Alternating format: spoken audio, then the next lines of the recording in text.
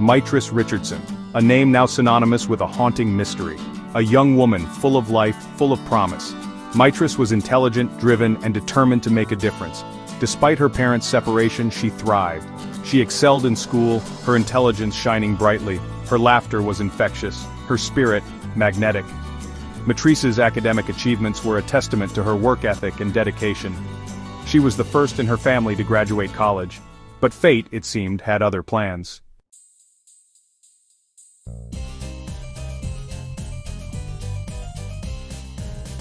The night was warm, the air thick with the scent of salt and sea. Mitris was miles from home. What was she doing in Malibu? A sign, bathed in the soft glow of neon, caught her eye. Joffrey's. It seemed to beckon her closer.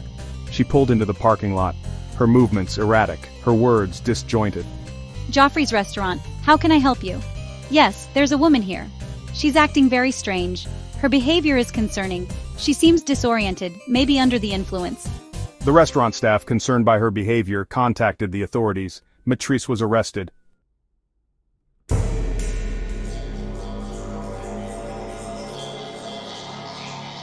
Mitris was taken to the Lost Hills Sheriff's Station, charged with petty theft and possession of marijuana. Her mother, Lattice, received a call. She was worried. She asked the station to keep Mitris overnight, but Mitris was released. Released into the night, alone, 50 miles from home, no phone, no money, no way to contact her family. Mitris had vanished.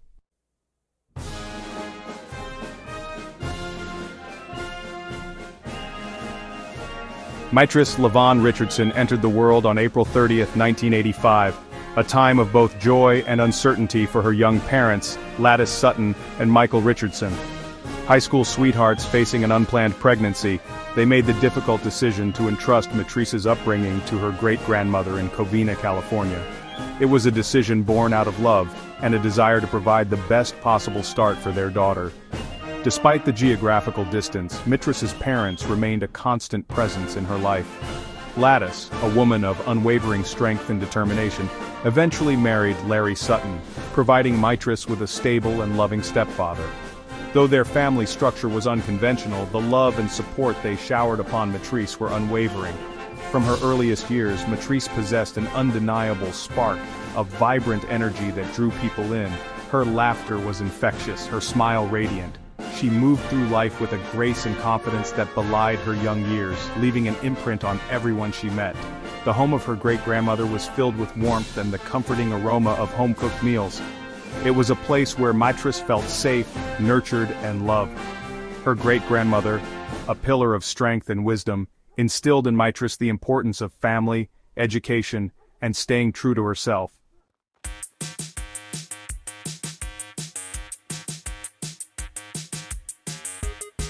School became Mitris's playground, a place where her intelligence and thirst for knowledge flourished. At South Hills High School in Covina, she excelled in her studies, consistently earning top marks. Her teachers recognized in her a rare combination of intellect, curiosity, and an unyielding determination to succeed.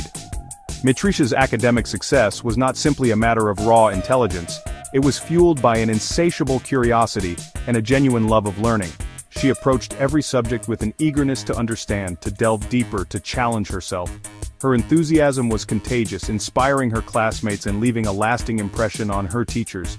Her passion for psychology, a field that delves into the complexities of the human mind, blossomed during these formative years. She was drawn to its ability to unravel the mysteries of human behavior, to offer insights into the motivations and desires that shape our lives. It was a field that resonated deeply with her empathetic nature, her desire to understand and connect with others on a deeper level. Upon graduating high school with honors, Mitris set her sights on California State University Fullerton. She thrived in the university environment, embracing the challenges of higher education with the same zeal and determination that had defined her academic journey thus far. Her professors, impressed by her sharp intellect and insightful observations, recognized her as an exceptional student, one with the potential to make significant contributions to her chosen field.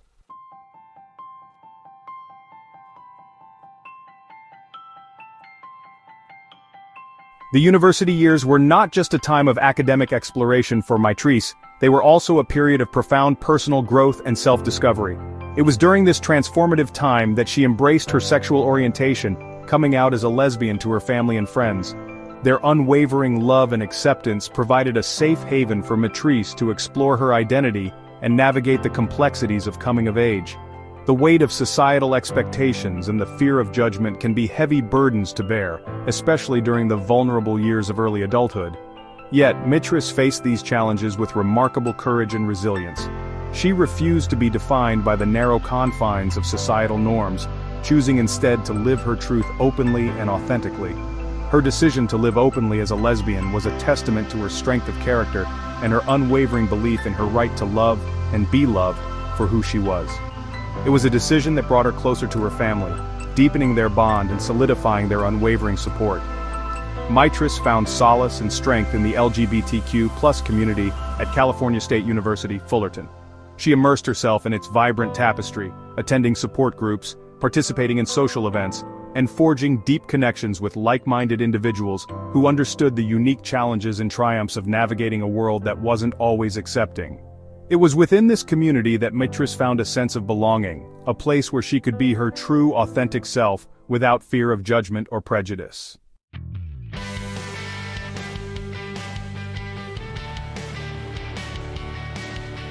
As Mitris blossomed academically and personally, a subtle shift began to occur, a gradual change in her demeanor that unsettled those closest to her. Her once predictable moods became erratic, her infectious laughter less frequent. The lightheartedness that had always been her trademark seemed to dim, replaced by a shadow of something darker, something less definable. Friends noticed a change in her social media presence as well. Her once vibrant and engaging posts became disjointed, filled with cryptic messages and unsettling imagery. Her words, once a reflection of her sharp wit and insightful observations, now seemed to hint at an internal struggle, a battle being waged beneath the surface. I had been immediately drawn to Mitris's intelligence, her passion for psychology, and her genuine desire to help others. But I couldn't shake the feeling that something was amiss, that behind Mitris's bright smile and eager demeanor, a storm was brewing. There were moments during their internship when Mitris's behavior became particularly concerning.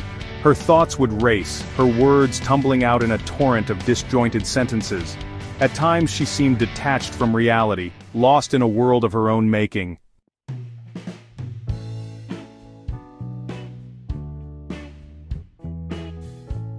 In 2009, seeking a sense of grounding amidst the growing unease, Mitris made the decision to move back in with her great-grandmother. Now 91 years old, her great-grandmother's once bustling home had become a sanctuary of quiet routine and cherished memories. The walls, adorned with faded photographs of family gatherings and milestones, whispered tales of a life well lived, a comforting contrast to the turbulence swirling within Mitris. The return to familiar surroundings, to the warmth and stability of her great-grandmother's love, seemed to offer Mitris a temporary respite from the shadows that had begun to encroach upon her life. She threw herself into the role of caregiver, her innate empathy and compassion finding solace in tending to her great-grandmother's needs.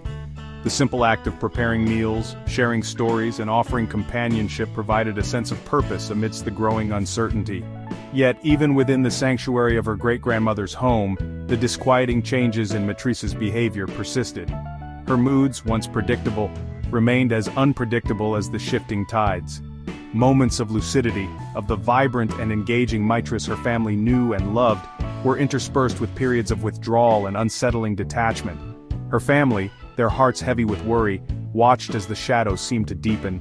They tried to reach out, to offer support and understanding, but the Mitris they knew, the one who had always met their love with open arms and a radiant smile, seemed lost in a labyrinth of her own thoughts and emotions. The once unbreakable bond that held them together felt strained, as if a glass wall had been erected between them, separating them from the daughter, the granddaughter, the friend they so desperately wanted to reach.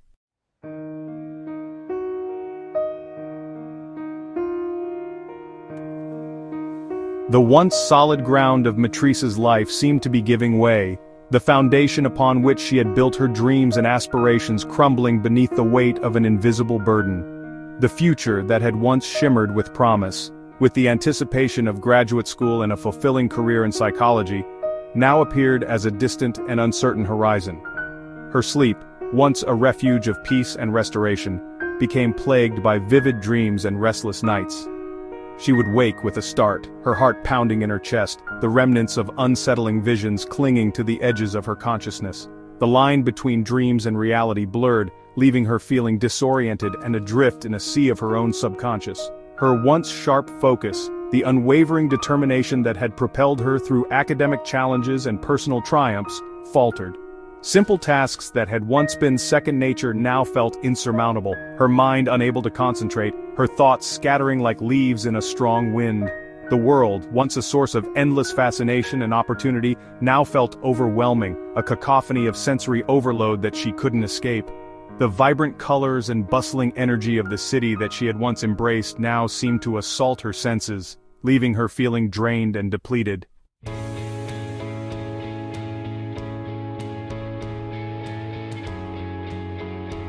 The concern etched on the faces of her family deepened with each passing day.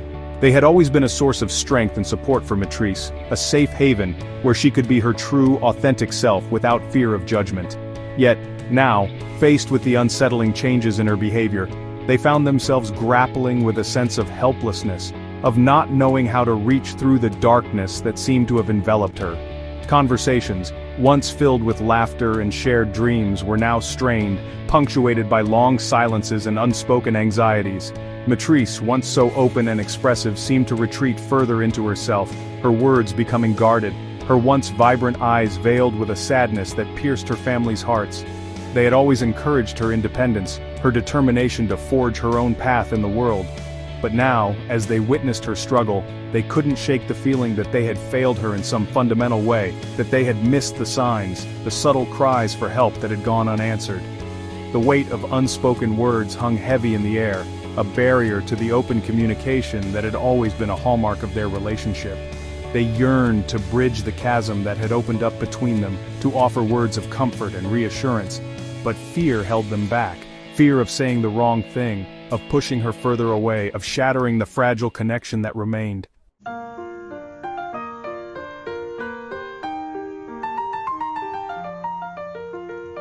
As the summer of 2009 unfolded, Matrice's behavior continued to be marked by periods of both lucidity and unsettling disorientation.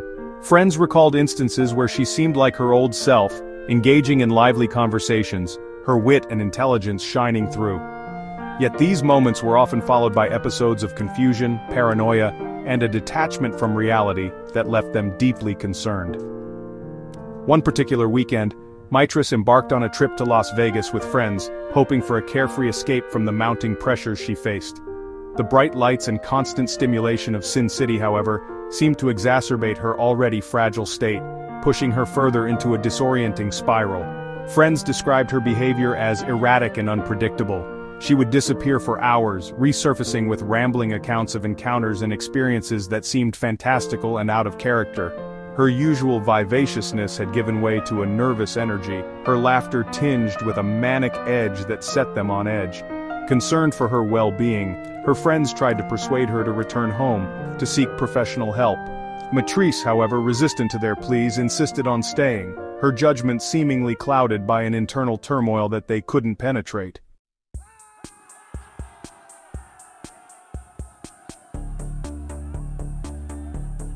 In the days leading up to her fateful night in Malibu, Matrice's behavior seemed to stabilize, offering a glimpse.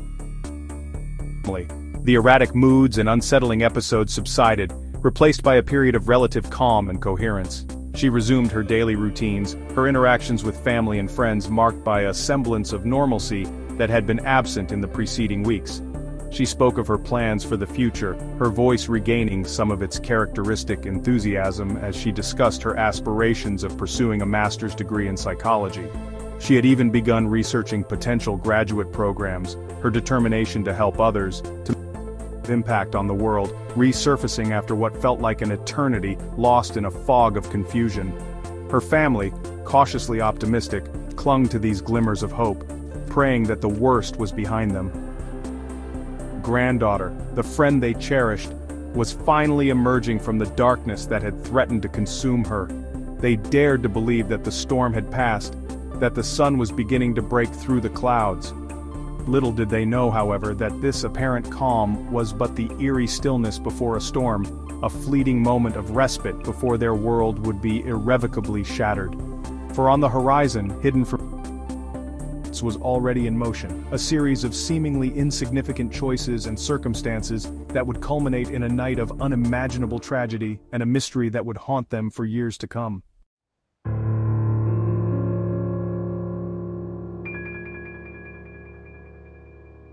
The Pacific Coast Highway stretched out before her, a ribbon of asphalt winding its way along the rugged California coastline. The sun had long since dipped below the horizon, casting the world in a dusky twilight, the sky awash in hues of purple and orange. Mitris drove, her headlights cutting through the gathering darkness, her destination unknown, even to her. The familiar sights and sounds of her usual world, the bustling streets of Los Angeles, the comforting routine of her great-grandmother's home seemed a million miles away.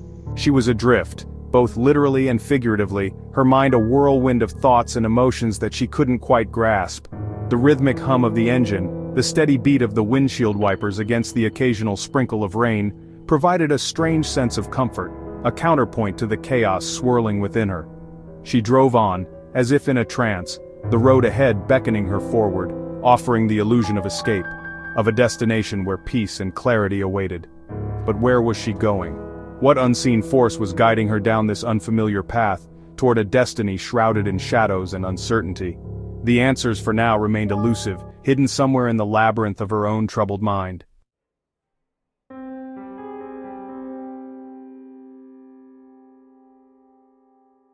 The sign, bathed in the warm glow of neon, emerged from the darkness like a beacon in the night. Joffrey's, a name whispered in hushed tones by locals and tourists alike, a place known for its breathtaking ocean views, its upscale ambiance, and its celebrity clientele. It was a world far removed from Mitris's everyday reality, a world of privilege and glamour that she had only ever glimpsed from afar. Her car, as if guided by an invisible hand, veered off the highway and into the restaurant's parking lot. She brought the vehicle to a stop, the engine idling, her headlights illuminating the valet stand where a lone attendant stood, his expression a mixture of boredom and anticipation. Instead of waiting for the attendant to approach, Mitris stepped out of her car, her movements marked by a strange urgency. She moved with a newfound purpose, her earlier disorientation seemingly forgotten.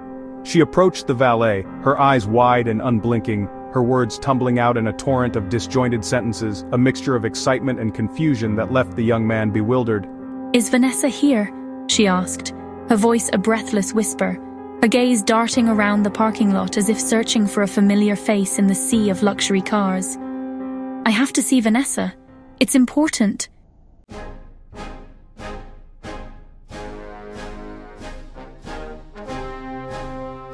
Joffrey's, with its panoramic ocean views, its elegant decor, and its air of exclusivity, seemed an unlikely setting for the drama that was about to unfold.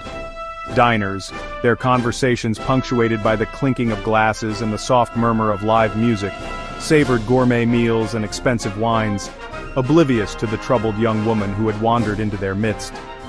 Mitris, her eyes bright with a manic energy, moved through the restaurant with a sense of purpose that belied her inner turmoil. She approached a table of strangers, her smile wide and disarming, her words spilling out in a rapid-fire stream of consciousness that left them both intrigued and slightly unnerved. She spoke of astrological signs, of hidden messages in popular music, of a world teetering on the brink of a spiritual awakening. Her thoughts jumped from topic to topic, her connections tenuous at best, her logic seemingly driven by an internal logic that only she could decipher. The other diners, though initially charmed by her eccentricity, soon found themselves growing increasingly uncomfortable. Her laughter came in bursts, loud and unsettling, her eyes darting around the room as if she were being watched, pursued by unseen forces that only she could perceive.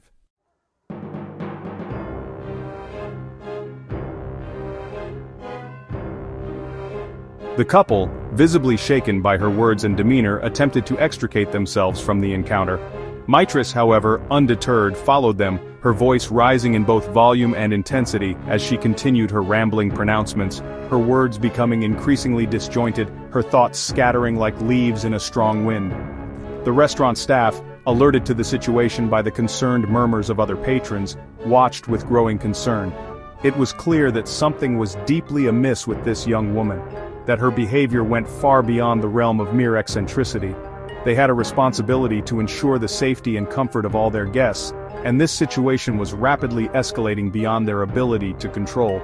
At one point she approached a young couple enjoying a romantic dinner, her eyes fixated on the woman's engagement ring. "Do you know what that represents?" she asked, her voice taking on an almost accusatory tone. "It's a symbol of control, of ownership, don't you see?" As the night wore on, Mitrice's behavior became increasingly erratic. She paced the restaurant, her energy seemingly boundless, her interactions with staff and patrons alike marked by a strange mixture of familiarity and paranoia. She spoke of conspiracies, of government surveillance, of a world shrouded in secrecy and deception.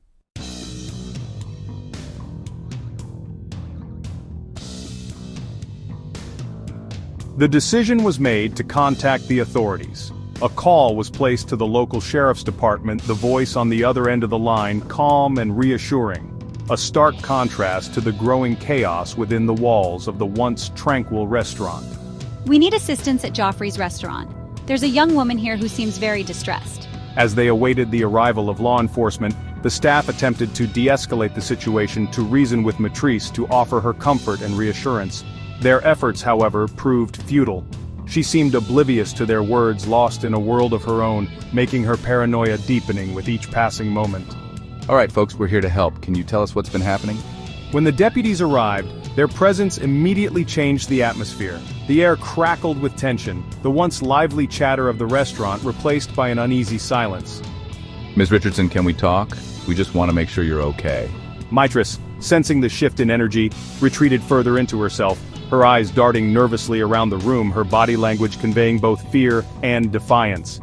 The deputies, trained to assess and diffuse potentially volatile situations, approached Mitrice cautiously, their voices calm and measured, their hands visible but ready. They attempted to engage her in conversation, to ascertain her well-being, to determine if she posed a threat to herself or others. Their questions, however, were met with a mixture of incoherent ramblings and stony silence. Mitrice, her mind a whirlwind of paranoia and delusion, seemed unable or unwilling to cooperate, her behavior oscillating between moments of lucidity and unsettling detachment.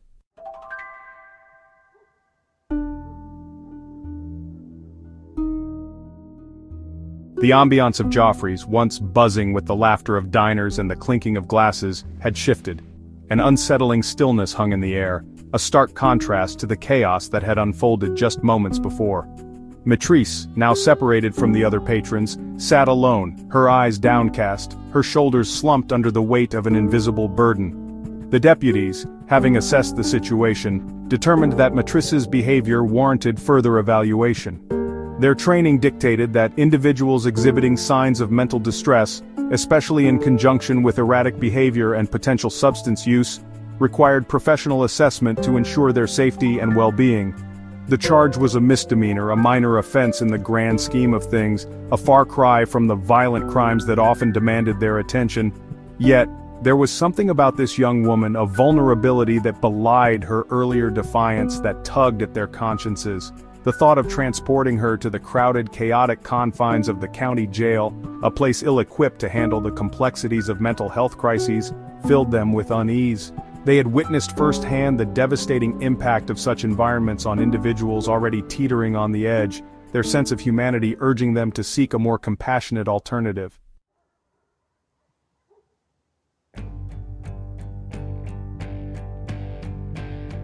The phone call came in the dead of night, the jarring ring shattering the silence of Lattice Sutton's sleep. It was a mother's worst nightmare, the voice on the other end of the line delivering news that sent a chill down her spine, a feeling of dread that tightened its grip around her heart. Hello, who is this? Mrs. Sutton, this is Deputy Johnson from the Lost Hills Sheriff's Station. Your daughter, Mitrice, is in our custody. Mitrice? In custody? What happened? The words hung in the air, their weight crushing. Mitrice in custody? What had happened? Questions tumbled through Lattice's mind, a torrent of fear and confusion threatening to overwhelm her.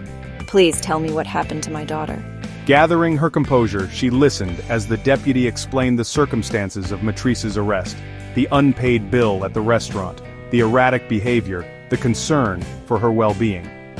Lattice, her heart aching for her daughter, her mind racing to make sense of the situation, knew instinctively that something was deeply wrong. Matrice, despite her recent struggles, had never been in trouble with the law. She was a good girl, a bright and responsible young woman who was deeply loved by her family and friends. The thought of her alone, scared and disoriented in a cold, sterile jail cell filled Lattice with a sense of helplessness that brought tears to her eyes. My baby, she doesn't belong there. Please, let me come get her. The plea of a mother desperate to protect her child echoed in the stillness of the night.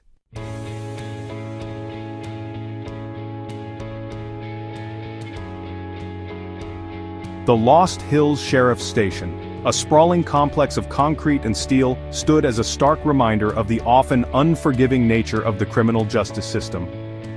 Within its walls, a constant churn of humanity played out. Officers rushing to and fro, dispatchers relaying urgent messages, the echoes of despair and frustration mingling with the sterile hum of fluorescent lights. Mitrice, her processing complete, now sat alone in a holding cell, her world reduced to the cold, hard surfaces that surrounded her. The thin blanket provided little comfort against the chill that seemed to emanate from the very walls themselves.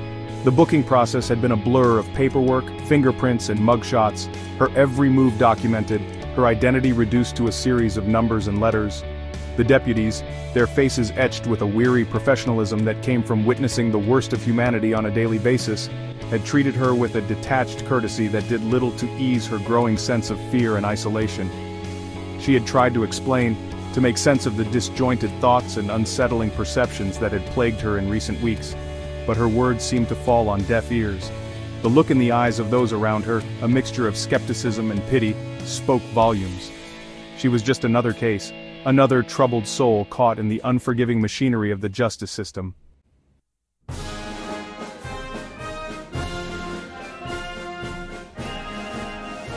The clock on the wall ticked away the agonizingly slow minutes, each second an eternity in Matrice's mind. She had been informed that she would be released in the morning, once she had sobered up and the paperwork was processed. The thought of spending the night in this cold, impersonal environment filled her with a sense of dread that made her heart pound in her chest. A wave of exhaustion washed over her, the culmination of days of disrupted sleep and emotional turmoil. She longed for the comfort of her great-grandmother's home, for the familiar scent of lavender and baking bread that always seemed to permeate the air, for the sound of her great-grandmother's gentle voice, a soothing balm for her troubled soul. As the first rays of dawn pierced through the narrow window of her cell, Matrice felt a surge of hope. Soon, this would all be over. She would be free to go home, to put this nightmarish experience behind her. She clung to that hope, the promise of release, a lifeline in a sea of uncertainty. What she didn't know, however, what no one at the station seemed to know or care to consider, was that her home, her sanctuary, her lifeline, lay over 50 miles away, a distance that seemed insurmountable given her current circumstances. She had no phone, no money, no way to contact her family, no means of transportation, no understanding of how she had ended up in this unfamiliar and unforgiving place.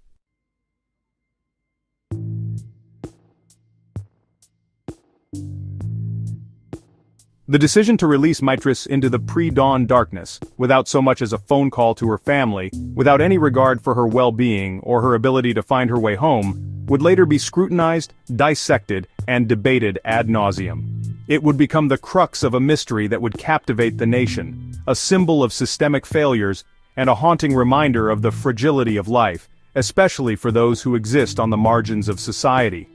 In that moment, however, as Mitrice walked out of the station and into the cool night air, her silhouette barely visible against the backdrop of the San Fernando Valley, a sense of relief washed over her. The heavy doors clanged shut behind her, the sound a punctuation mark on a chapter in her life that she desperately wanted to forget. She breathed deeply, the cool air filling her lungs, a stark contrast to the stale, sterile atmosphere of the holding cell. For a moment, she stood still, as if trying to orient herself, to get her bearings in this unfamiliar landscape. The world seemed strangely quiet, the usual hum of traffic replaced by the chirping of crickets and the distant barking of dogs. A flicker of doubt, a whisper of unease stirred within her. Where was she? How had she gotten here? And how on earth was she going to get home? The questions, unanswered, hung in the air, a premonition of the long and agonizing journey that lay ahead.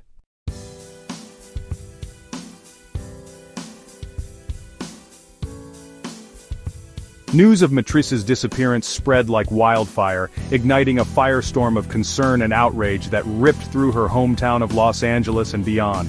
The image of her smiling face, frozen in time on countless missing person flyers, became a haunting symbol of a life tragically interrupted, a stark reminder of the vulnerability of young black women in a society too often indifferent to their plight. I refused to believe that Matrice was gone. My mother's intuition tells me that my daughter is out there somewhere, scared, confused, and desperately in need of help. Fueled by an unwavering love and a fierce determination to bring Matrice home, Lattice transformed her grief into action. She organized search parties, her voice hoarse from pleading with volunteers to scour the rugged canyons and sprawling neighborhoods surrounding the Lost Hills Sheriff's Station, her every waking moment consumed by the desperate search for her daughter. The community, touched by Lattice's unwavering love and outraged by the circumstances surrounding Matrice's disappearance, rallied around her. Strangers, their hearts heavy with empathy, joined the search efforts, distributing flyers, posting updates on social media, and offering words of comfort and support to a family grappling with unimaginable loss.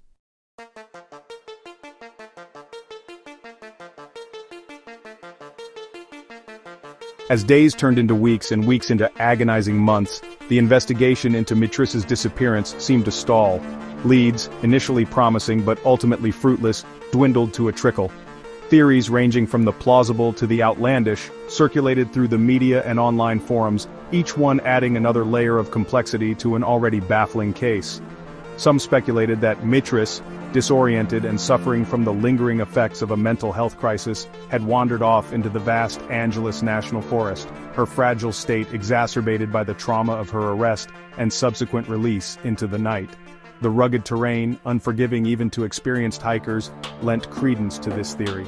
The possibility of her succumbing to the elements a haunting specter that loomed over the search efforts. Others, their suspicions fueled by a deep-seated mistrust of law enforcement, whispered of a cover-up, their minds conjuring up scenarios of police negligence, misconduct, or even foul play. The circumstances surrounding Matrice's release, the lack of communication with her family, the seemingly indifferent response from the sheriff's department in the crucial early hours of the investigation, all served to fuel these suspicions, casting a long shadow over the official narrative. Psychics, drawn to the case's high profile and the palpable grief that surrounded it, offered their services, their pronouncements, often contradictory and riddled with ambiguity, providing little in the way of concrete leads but offering a glimmer of hope to a family desperate for answers. The media, sensing a story that resonated with the public's fascination with true crime and their outrage at perceived injustices, descended upon the case, their relentless pursuit of the truth often blurring the lines between responsible reporting and sensationalized speculation.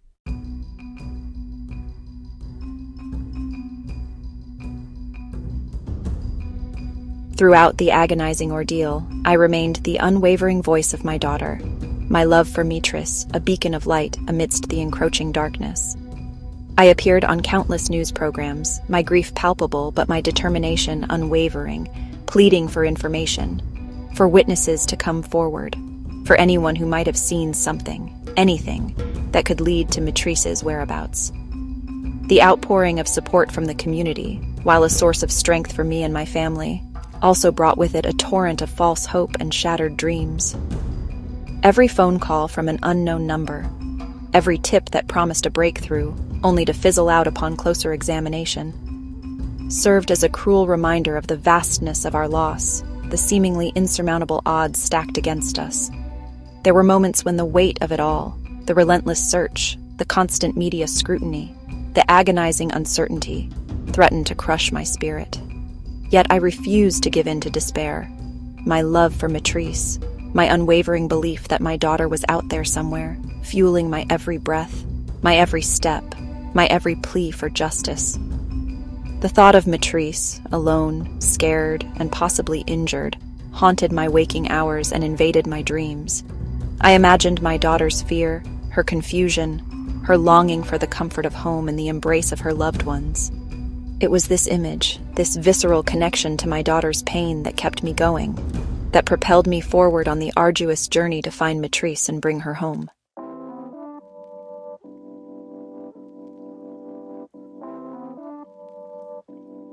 Nearly a year after Matrice's disappearance, a glimmer of hope emerged from the depths of despair. A discovery that, while heartbreaking, offered a sliver of closure to a family that had endured months of agonizing uncertainty. A group of hikers, venturing deep into the rugged terrain of Dark Canyon, a remote area within the Angeles National Forest, stumbled upon human remains, their skeletal fingers reaching up from the earth as if in silent supplication. The location was miles from where Matricia's car had been found abandoned, far from the beaten path, accessible only by traversing treacherous trails and dense undergrowth. The discovery sent shockwaves through the community, a stark reminder of the vastness and unforgiving nature of the wilderness that surrounded them, a place of both breathtaking beauty and hidden dangers. The remains, though badly decomposed, were eventually identified as those of Mitrice Richardson, bringing to an end the agonizing search for the missing young woman but igniting a new wave of questions, a thirst for answers that would prove as elusive as the truth itself. The discovery, while offering a measure of closure, also served as a stark reminder of the fragility of life, the capricious nature of fate, and the enduring power of love that transcends even the darkest of times.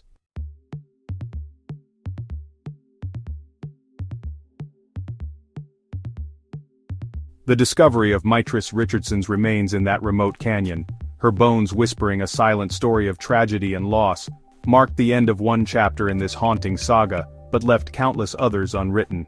It offered a measure of closure, a somber resolution to the agonizing uncertainty that had plagued her family and friends for so long, but it also ignited a firestorm of new questions, a thirst for answers that would prove as elusive as the morning mist that clung to the canyon walls. How did Matrice end up in such a remote and unforgiving location, miles from where she was last seen alive? What led her down that treacherous path, her footsteps vanishing into the dense undergrowth, her final moments shrouded in a mystery that seemed to deepen with each passing season? Was her death a tragic accident, a young woman lost and disoriented, succumbing to the elements in a moment of despair? Or did something more sinister unfold in those shadowy canyons, something that defied easy explanation, something that whispered of darkness and malice? The official investigation, while ruling out foul play, failed to provide a definitive answer, a concrete explanation, that could soothe the ache in the hearts of those who loved Matrice most. The circumstances surrounding her release from custody, the lack of communication with her family, the seemingly indifferent response from those entrusted with her care, all cast a long shadow over the case, fueling suspicions that lingered like a bitter taste in the mouths of those who refused to let her memory fade.